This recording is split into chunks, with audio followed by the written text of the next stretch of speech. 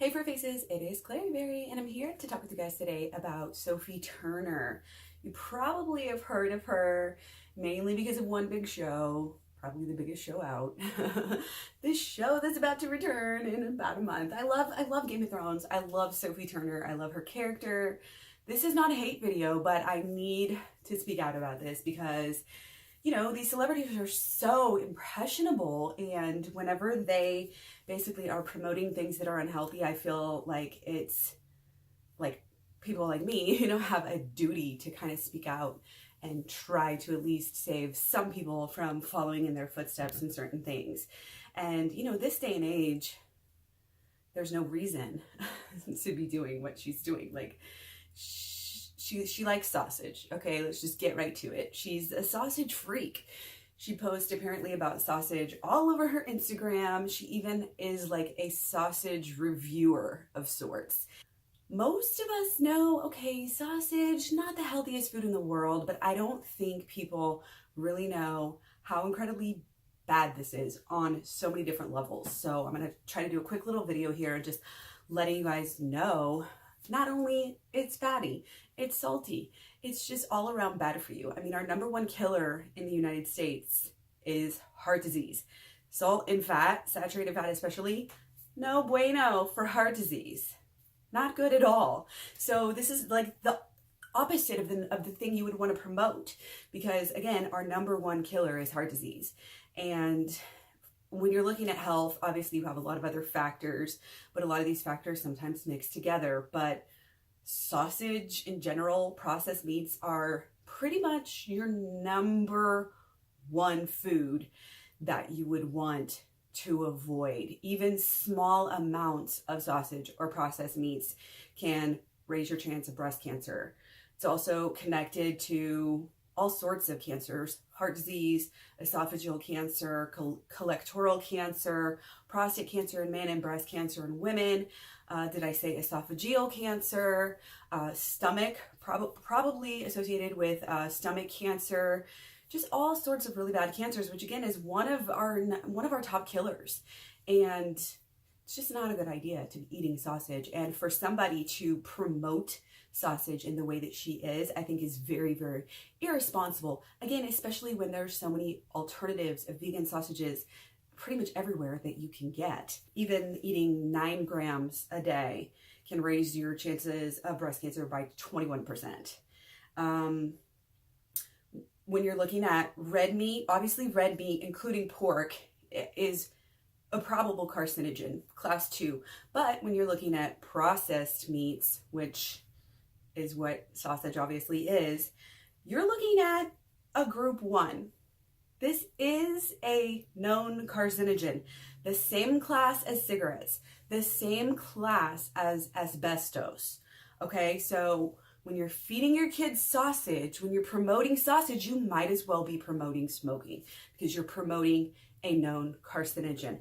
And if that's not enough, I mean, you also have the fact that most of these animals are all raised with antibiotics. So this is the number one problem of antibiotic resistance. And this is something we're going to be hearing about more and more in the coming years, because it's becoming such a big problem. What are we going to do? What are we going to do? We're rapidly approaching a time where antibiotics are not going to work. So it's going to be a whole different world. And one of the things that's going to get us there is factory farming and animal agriculture. And before you get into, oh, I only eat this and that, no. Everybody always says that. Every friend, everybody I've known that has ever said that, I can go out later and catch them eating from a restaurant, eating from this or that, not an organic restaurant. Not something where you're not using, oh, I only get my meats from, this lovely farm, da da da da da da.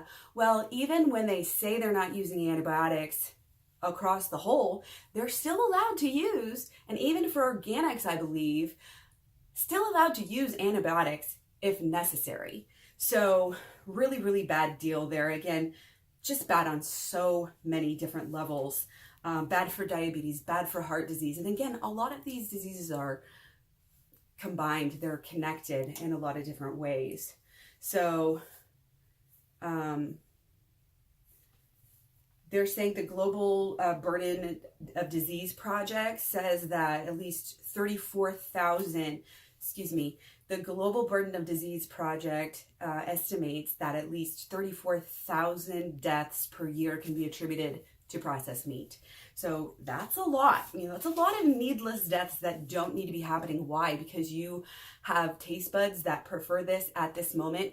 Do we realize that your taste buds can not only change in, I think it's 3 to 10 days or 3 to 22 days or something like that, but also there are vegan sausage options. Not that these are going to be the most healthiest options, but they're safer, they're healthier, they're less cruel, and they're better for the environment. So many things to consider with, when we're just, it's not just, oh, you're eating what you want to eat. This really affects the world. It affects the financial sector. It affects the environment. It affects all of us. Not only that, but when you're looking at the cruelty, pigs are so smart. They are so caring. They form really strong bonds with their families, and they're smarter than dogs. They're smarter in ways than the average 3-year-old. They can do tricks. They can do puzzles. They can play video games. Look this stuff up. It's all out there. You can see videos of it. And, more than 120 million pigs are killed each year in the US alone. That's just so sad when it's not only about, oh, they're raised just to be killed, but every day in between, their lives are hell. Their lives are filled with nothing but torture. You have the moms who are having the babies who are, you probably heard of it, they're in the gestation crates. They can't even turn around. They basically go insane. They develop psychological problems out of boredom, out of confinement. They end up chewing on bars. Once they're pregnant, once they have their babies, they're moved to farrowing crate, which is slightly bigger than a gestation crate. They still can't turn around though, but it has just enough room. Again, you've probably seen the pictures. I want to just spare you. I don't, even as a vegan, I can talk about this stuff, but I don't like to see the pictures. So I'm not going to share them with you here, but I want you to know that this is what happens when you are eating these foods. This is what you are supporting. This is your pork. This is your sausage. The babies are able to nurse, but the mom doesn't even have room to make them a nest. All she can do is lay there and let them nurse. And as usually in about 10 days, the babies are all taken and the mom is immediately impregnated again. So the mom is raped. She's molested, she's raped. And after about 3 to 4 years of this, the body just gives out and the mom is killed. And they would, in a normal circumstance, they would live to a much older age, into their teens or so. So the babies are also killed almost immediately. They grow them as fast as they can, usually using growth hormones and things like that. Even if they don't use the growth hormones, they're still having a bunch of hormones in their body that is in turn consumed by a consumer who chooses to purchase this. But again, you're having stress-related behaviors, chewing on cage bars, and then they're killed. They're grown as soon as they're big enough, and then they're killed as little babies. And it doesn't take long. Think about it. If they're living only until their teens in the natural wild, how fast would it take? If you're eating this, you're eating babies. You're eating little toddler pigs. And that is just so sad. The males are castrated without any painkillers. Again, they're so crowded. They result to tail biting and even cannibalism. So what they do to counteract this is and that's because of the confined, this isn't normal, natural pig behaviors. This is because they're so confined. They actually chop off their tails, of course, no anesthetic. They take pliers and they break off their teeth. This is what Sophie Turner is supporting. This is what Sophie Turner is promoting. I'm not saying she's doing this on purpose. She, like many consumers, have probably never even sat down and researched this and learned that this is the cruelty that they're supporting. They don't know. Why? Because animal agriculture hides this from us on purpose, because they know we wouldn't support this. Deep down, everyone's a vegan on the inside. This is why slaughterhouses don't have glass walls. This is why we don't take our children to see how, pigs are made. And if we do go take them to a dairy farm or something like this, they're not showing us this. They're showing us lies of what it would be. And even small farms that do this, you know, they're still having things happen. They're still, in the end, killing them anyway. They cut off chunks of their ears in order to ID them.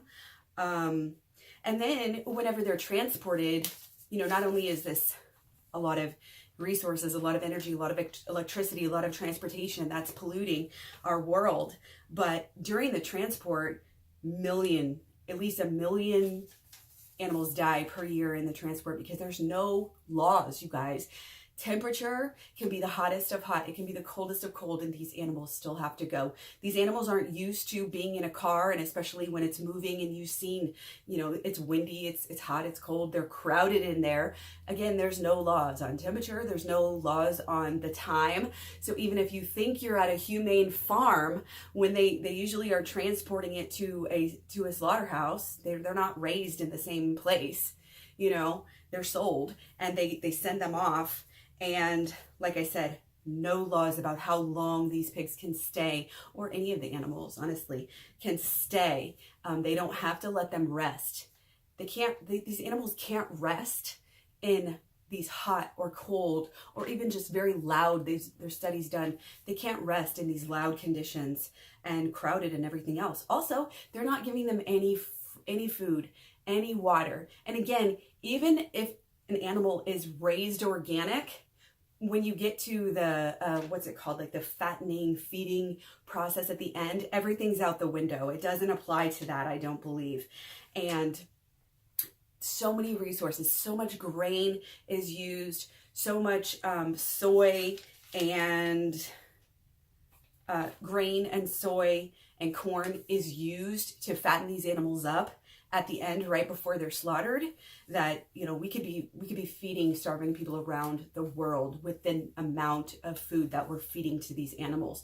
So not only is it cruel for the animals, but honestly, it's really bad for people as well. Don't even get me started on the slaughterhouse workers. These companies are sending through these animals at such an extremely high rate. I believe thousands of hogs per hour are killed. And these slaughterhouse workers moving at such a high and fast rate, and exceedingly getting higher and higher and higher, the rate that they're killing these animals. Right now it's 1,000 hogs per hour, but due to advances in technology and this and that, they're able to increase it all the time. So not only do the hogs actually not get killed properly, but these slaughterhouse workers are hurting themselves. Many of them are immigrants. Many of them are illiterate. They don't know how to or are discouraged against filing any kind of workers' comp. So they're shit out of luck whenever they're hurt. They're working long ass hours. The slaughterhouse cleaners at night, also an incredibly dangerous job. Read Fast Food Nation by Eric Schlosser. So anyway, back to the hogs. It's not humane at all. Even if they try to say it's humane, it's not. They try to stun them, but the stunning, whenever you're going at that high of a rate, is done improperly. And so the next step would be to send the hogs, bless their hearts, it's like emotional to even think about this, but they're hanging up, they're supposed to have been stunned, and they're basically dipped in scalding hot water to soften the skin and also get the hair off. And a lot of times this has happened. It's been documented. Again, there's videos, plenty of videos out there, fully live hogs going through this process, squealing, screaming. You can see how that would be very torturous for the slaughterhouse workers, who you may think, oh, well, at least they have a job, but they would have a job if we were, you know, promoting berry picking. You know, if we were eating something else, they would have a better job. They don't have a choice because this is the only work that they can get. So it's just really sad. You know, they're scalded alive. They're going through, it's unfathomable. And this is why most people don't know, because if we knew, we wouldn't support this. It's not worth your taste buds, again, especially when there's vegan options. So moving on to the environment. Each single farmed pig actually produces about 10 pounds of manure a day. So think about a factory farm, these huge farms. What do they do with this, you know, hundreds and thousands of pounds of waste? that's created every single day. They put it into these huge pits, which end up leaking, right? They end up getting absorbed into the land. The EPA says that agricultural runoff is the #1 source of waterway pollution. It's also, again, it's bad for the land. They can't grow things on this land after they pollute it and desecrate it like this. And again, the resources that are used, the land, it's vast. We could be planting trees. We could be planting crops to feed people. And when you grow beans, when you grow fruits and vegetables, you're able to reuse the land, protect the topsoil. Read about topsoil loss. I never knew it was a problem until I was in my 20s and I researched things like this and mad cow, and I was like, oh, wow, topsoil loss is an actual problem. I mean, look at the Great Depression, the Dust Bowl, and all of that. I mean, they're desecrating the land. They're desecrating all of our fresh water. Again, we're also running out of fresh water in the world. People comment on my YouTube all the time, pro meat eaters, of course, trying to act like that's not an issue. Water is recyclable. You guys, look it up. I'm not making this stuff up. We're running out of aquifers. Even now they're looking at the desalinization of water, which creates its own pollution. This is not natural. This is not the cycle of life. This is not what you want to be supporting with your money. Every day we have a choice to make this world a better place. We all hear the quotes. We know it deep down. Change begins within. Be the change you want to see in this world. This is why I'm so passionate. This is why on my Instagram every day, on my Facebook, on my YouTube, this is why I'm so passionate. What's good for you is what's good for me. This isn't about vegans trying to tell you what to do or take away calories from you. There's vegans who are winning food contests, not just vegan food contests. They're winning chili cook-offs. They're winning rib contests, you guys. Anything you can make non-vegan, we've gotten to the point where with science and cooking advances, it's 2019. This is the year of the vegan. Anything you can eat, we can make it vegan. And for people to be like, oh, that's all bad. That's all toxic. It's like, no, what's toxic for us, what causes this cancer and heart disease and all of this is it's bad for the animals. It's bad for us. It's bad for other people. It's bad for the environment. It's bad for the future. This is the #1 thing that you can do to change the world. And when you look at it at a spiritual level, just the sheer pain, terror, negative energy vibrations that come from this. I mean, think about what we just talked about, and you're thinking about it. When we think about this, our minds you're thinking about one pig. You're thinking about one pig being scalded and dipped, but think about 1,000 per hour. Our minds can't even quantify that. How many per day? How many per year? If we killed animals, if we were being killed in a Holocaust at the same rate that we're killing animals, our species would be extinct in 17 days. And people always say, well, what if we just all stopped eating meat and then all of a sudden they would overtake the world? Well, no. We would find a way to slowly taper off the supply and demand, the laws of supply and demand, and we wouldn't be raping these animals. We wouldn't be forcing them to be impregnated over and over again. It's a non-issue. And also, I just want to touch on feminism. If you are a feminist in any way, shape, or form, obviously you shouldn't be supporting the torture of women and the rape of female pigs. Forced impregnation. Think about a mom, how hard it is to go through labor and then recover. For us, they say, the postpartum period goes as long as you should be pregnant. Well, they're also pregnant for quite some time and they don't get any rest time, any recovery. Your meat, your food that you're consuming is being tortured even from before it's born. It's crazy. So I beg of you, help me reach Sophie Turner. Help me help her. We need to show her and everybody else that we don't need to consume this. Field roast sausage. There's different sausages all over. You have Greg's sausage rolls that just is booming because they're creating vegan sausage. It tastes better. It's better for you. Just give it a try. If you don't like one product, try another. There's so many So many choices these day and age. So thank you for watching. Please like, please share, please stay subscribed. Take care. Don't forget to eat your fruit. You can also find me all over social media, Facebook, Instagram, Twitter, Tumblr, Pinterest. I also have a website, KlaireeBerry.com. Lots of scientific studies there about veganism and more. So again, I will talk to you guys soon and have a good day.